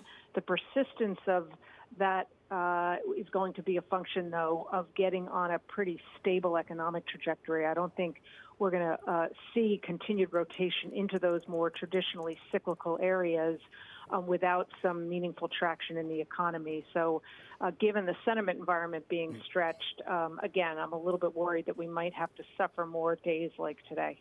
All right, speaking here with Liz Ann Saunders, Chief Investment Strategist over at Charles Schwab. She's counting us down to the close, sticking with us when we are getting those closing bells in just a few seconds here in New York. Looks like it's going to be a down day here for the S&P 500, the Dow Jones Industrial Average, and the NASDAQ. Looks like the Russell 2000 is going to squeak out a gain of about 3 to 4/10%. Your biggest gainers on the day across the tape: Palantir, DraftKings, Tesla, story-specific stocks right now. To the downside, your biggest decliners right now: GoodRx, Walgreens, CVS Health, not necessarily story specific, unless you want to call Amazon a big story. Caroline. It certainly was a big story. I'm going cross-asset for us now. You take us into the stocks, I take us into where else we were seeing that mood music reflected in the concern of the virus rather than the euphoria of the vaccine. And we have seen interesting moves in terms of some of the havens in terms of FX. Look, second best performer there in terms of our GMM, the global market matrix. Japanese yen up 0.4%, your obvious haven choice at the moment. Interestingly, British pound up 0.4%, some hope on the Brexit deal being announced as soon as Monday. So that's an idiosyncratic sort of a move. The dollar index off by 0.1%. Is the dollar the haven, or is it the area of risk when we see perhaps the US numbers creeping so much higher in terms of COVID? We saw a move into the yield space we'll dig into with the likes of Taylor, of course, and how much the bonds have become this haven choice as well. Interesting what was going on in terms of your commodities as well. As I mean, we really did see oil pretty lackluster across the board, many concerns when it comes to demand there. And overall, though, this has been a story of just coming off of those highs of yesterday, certainly nowhere near the records of the stock market yesterday. And it is the haven of choice, pricing in a lack of optimism yesterday and really pricing in some pessimism today along with the equity markets. You have yields on the 2s, 10s, and 30s, at least longer out on the curve, down about 4 basis points each. So you're firmly below 90 basis points on the 10-year, and a 162 catches my attention, down 4 basis points. Liz Ann, I'd love to bring you back in here and get your thoughts on a little bit of a disconnect that we see between some of the recent equity record highs and yet a bond market that seems to be a little bit more pessimistic. Well, I think the move up in yields that came in the immediate aftermath of Pfizer's initial vaccine announcement, I think was a function of that pull forward of improvement in the economy. And therefore, that type of move up in yield is not necessarily negative for the stock market. I think a move up in yields that is off of a significant increase in inflation expectation, I think becomes a negative for the market. So I think it's a function of why yields are doing what they're doing in terms of helping explain what the stock market is doing. So far at this point, I think it's consistent. Lizanne, we love having you throughout the close. Lizanne Saunders taking us cross-asset and, of course, the perspective of risk on, risk off, Chief Investment Strategist at Charles Schwab. Stay well. Meanwhile, more markets coverage coming up on Bloomberg Markets The Close. We will be looking at retail data. Of course, that came out this morning in terms of the economy, but also came out in terms of the individual names reporting. This is Bloomberg.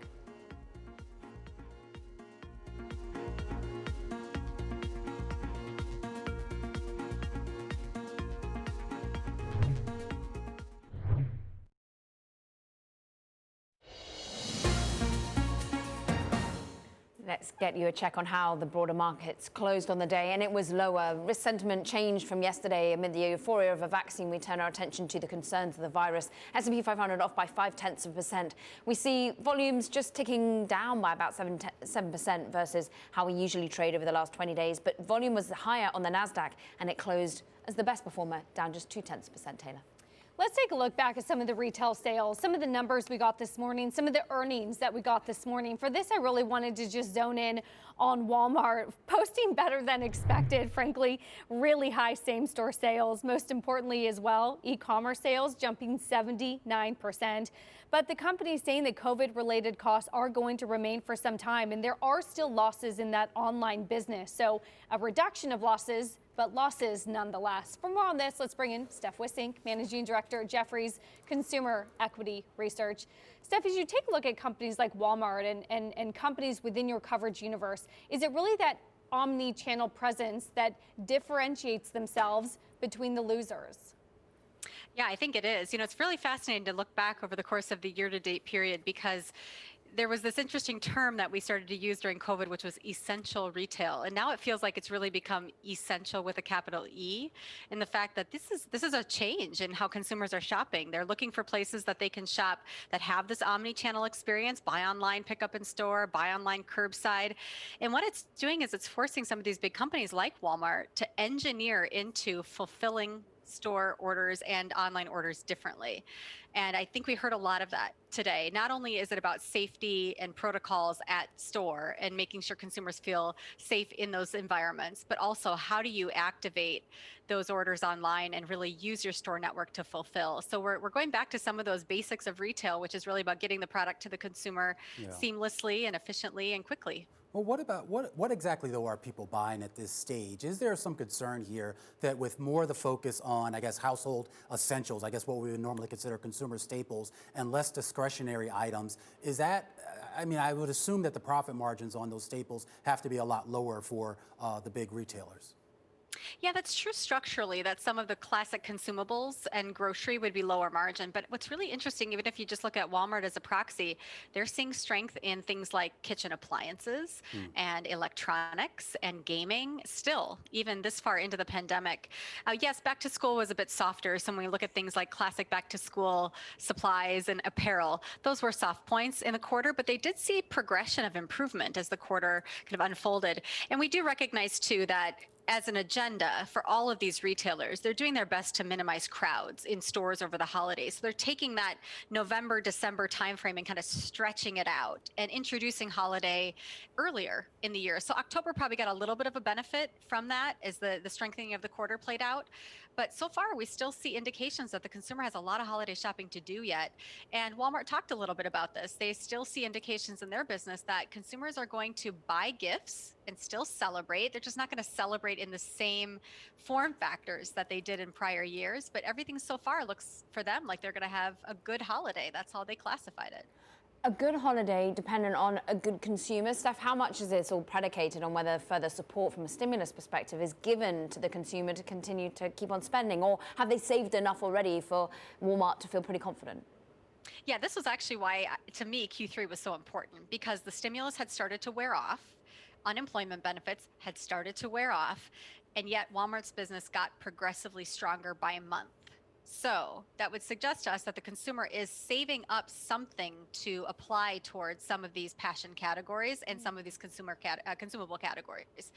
The one thing that Walmart also did mention, which is something we're just keeping an eye on, is that their inventories are still rather tight. And so the in-stock positions are still working their way back up as a kind of byproduct or an aftermath of the pandemic.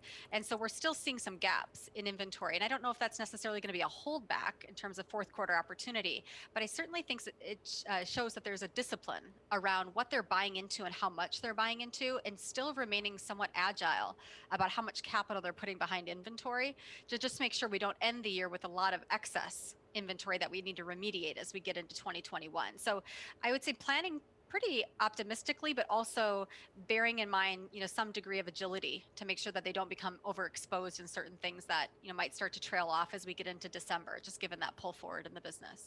Well, my toilet paper is once again sold out. So yes, there are some inventory challenges, Steph, that remain. Push us forward here. With forward guidance, I am wondering if you're getting enough from these companies. Again, just using Walmart today as an example, and not giving guidance, saying COVID's still an uncertainty. And when asked about Walmart Plus subscribers, saying we don't give subscriber numbers yet. We're just, quote, happy with what we see. Should we have a better gauge on how COVID is impacting forward guidance at this moment? Yeah, I think it's a hard question. I mean, we are just a couple of weeks into their fourth quarter, so there's still a lot of business to be done. I think if it maybe was coming off of the first quarter into Q2, they would be willing to give a little bit more visibility, but these are such massive weeks in terms of weekly volume, so there's still a lot of business to be done. I think that's part of the reason they're hesitant, but also we're all watching the same headlines, and this is a very dynamic situation with different markets starting to go into lockdown again. So I think they're also just reflecting on that, not wanting to provide too much disclosure around a pace of business that might not be durable, or frankly, a pace of business that might be accelerating massively if we go back into this lockdown situation and people are scrambling for basic necessities and consumables. So I think on both sides, they're probably somewhat hesitant to lean one direction or another and just trying to play it to be pretty dynamic as it is.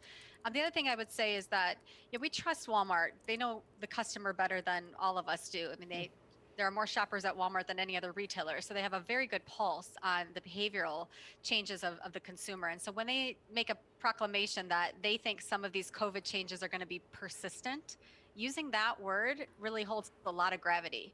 And so as we think about 21 and 22, we look at some of these changes to be somewhat more permanent, and then have to kind of think back through what is that going to mean more broadly for retail.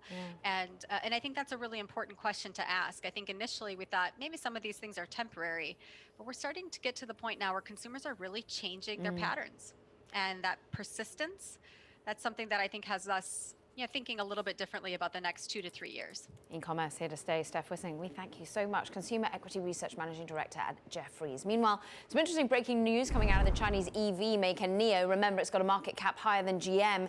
It comes tumbling down a little bit after it reports its third quarter deliveries. They actually beat in terms of their revenue and their adjusted loss per ADS, but overall gross margin 12.9%. This is a company, though, Remain, that has rallied 1,000% year to date. So no wonder perhaps a little bit of weakness. Yeah, high expectations here. All right, let's turn now from that to the European Central Bank. And Christine Lagarde, the president over there, weighing in on the impact of a vaccine on the economy at Bloomberg's New Economy Forum. She was hesitant to provide new ECB economic forecasts, provided there is a vaccine for 2021, saying that it had already been anticipated and factored into their baseline. I'm not sure that is going to be a major game changer for our forecast, simply because what we had anticipated in our baseline was that at some stage in the first half of 2021, there would be a vaccine and that it would be rolled out in the course of 2021. So it might be a little bit accelerated given the news that we're receiving from the various horizons, Germany, US. But I don't think that is going to be a game changer, so to speak. I think that our forecast is being revisited almost as we speak, and we will be releasing on the 10th of December. So I don't want to anticipate what the outcome will be. But, we've seen before we had this great news about vaccines, we had some pretty negative news concerning the second wave that really came about, certainly earlier than anything we had anticipated. And together with that second wave, we have also that list of containment measures and lockdown measures that have affected one country after the other in the euro area. So we had a combination of those sort of developments that affected negatively the situation, and that also has an impact on the outlook. So what kind of economy do you see for Europe and the world? Because of the extra restrictions, is it, a double dip? Is it something that is so uncertain at the moment? Because even if we get a vaccine, we don't exactly know what shape it will take or how consumers will behave. I don't want to downplay the very good news that the vaccines were. But I think that, as a central bank, we have to be mindful of not just the short term and the news impact. We have to be mindful of the overall situation. And in that vein, I think that the second wave that we saw presents risks. Lagarde speaking earlier at the Bloomberg New Economy Forum. Now let's get the first word news, and we do that with Mark Crumpton. Taylor, thank you. President Trump has ordered the Pentagon to accelerate a drawdown of U.S. troops in Afghanistan and Iraq as the president works to deliver on his longtime pledge to exit from what he called endless wars before he leaves office in January. The acting U.S. Secretary of Defense, Christopher Miller, announced the decision today at the Pentagon. I am formally announcing that we will implement President Trump's orders to continue our repositioning of forces from those two countries. By January 15th, 2021, our forces, their size in Afghanistan, will be 2,500 troops. Our force size in Iraq will also be 2,500 by that same date. And the order would reduce troops from about 4,500 in Afghanistan and from about 3,000 in Iraq, less than a week before President-elect Biden takes office. Judy Shelton's nomination to the Federal Reserve Board was blocked in the Senate today. It's a big defeat for Majority Leader Mitch McConnell and a blow to President Trump's drive to reshape the U.S. central bank before he leaves office. Once the outcome was clear, Leader McConnell switched his vote to no, a tactical move that would allow him to bring the nomination up for reconsideration later. He could bring the nomination to the Senate floor for another vote next month. Groups representing doctors, nurses, and hospitals are urging President Trump to share information about the administration's coronavirus response with President-elect Biden's transition team. In a letter to President Trump, the groups say delaying the transition could cost lives as cases climb around the United States. Mr. Trump has refused to concede the election and refused to start the transition to a Biden administration. Global news 24 hours a day, on air and on Bloomberg Quick Take, powered by more than 2,700 journalists and analysts in over 120 countries. I'm Mark Crumpton. This is Bloomberg.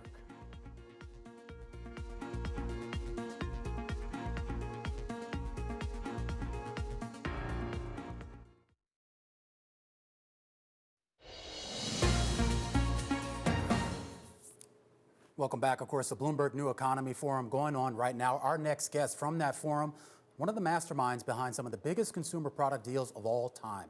For today's emerging action, I'm going to turn it over to Bloomberg Sherry-Ann.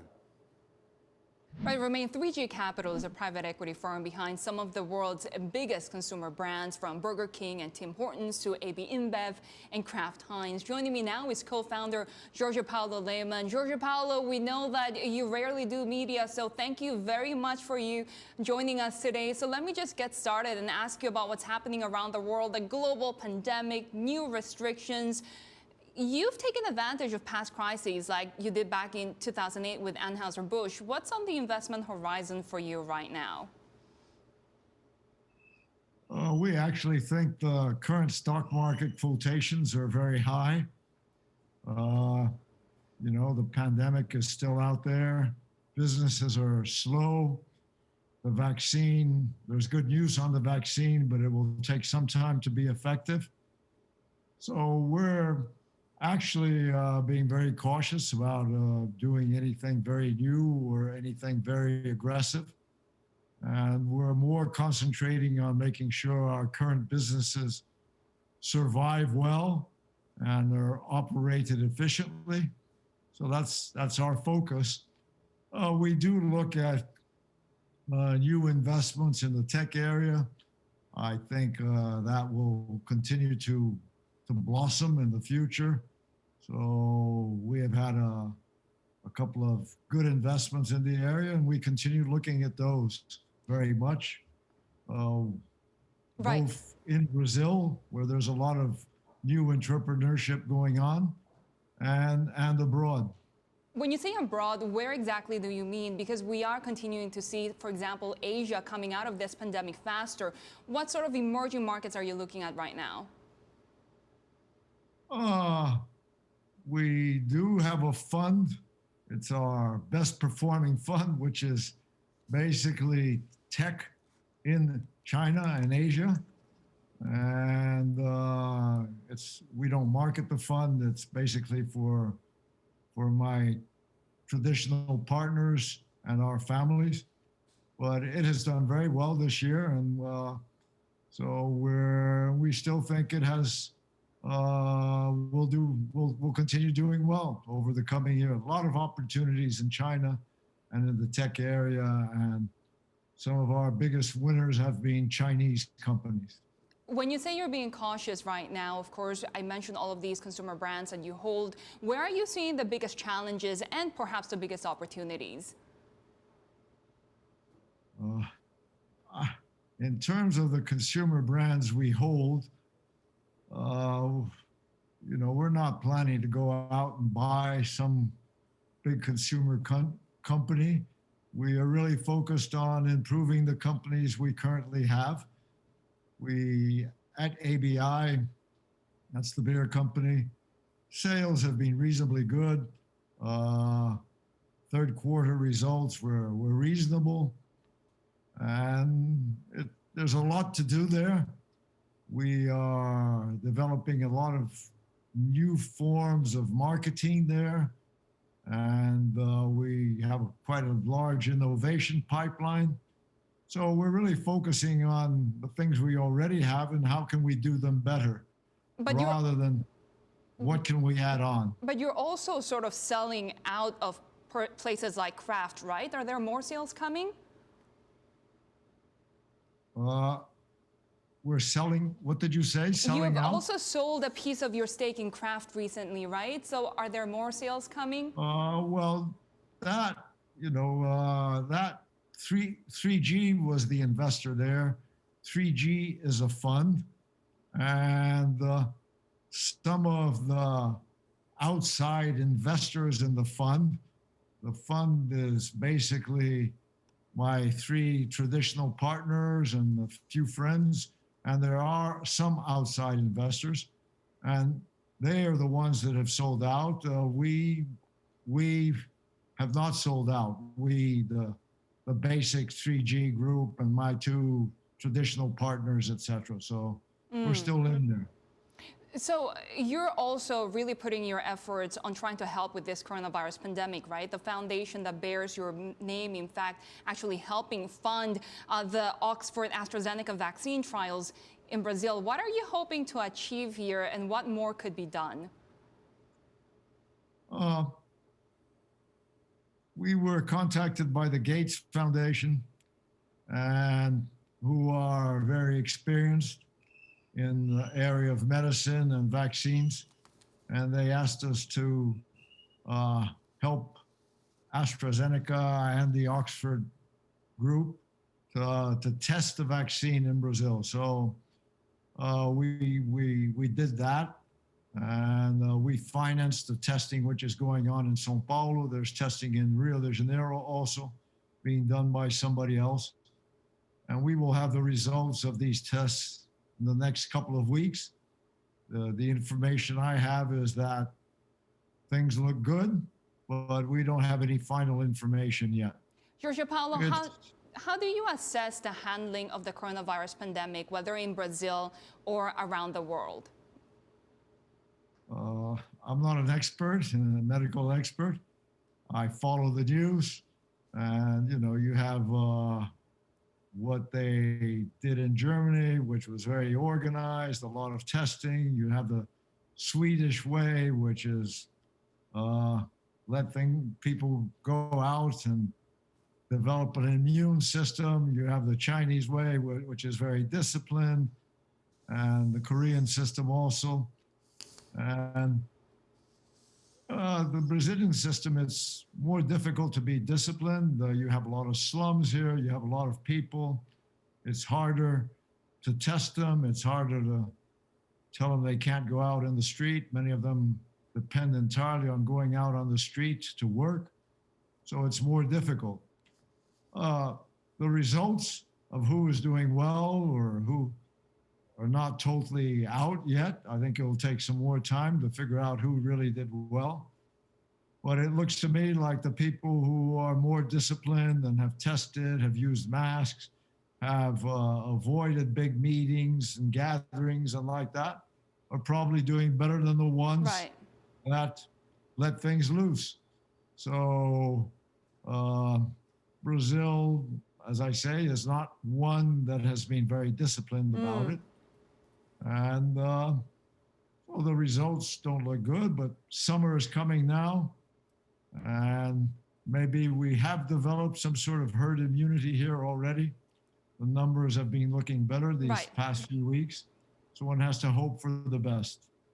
Giorgio Paolo, thank you very much for your time. That was Giorgio Paolo Lemon, 3G Capital co-founder there. Thank you very much for your time. From New York, this is Bloomberg.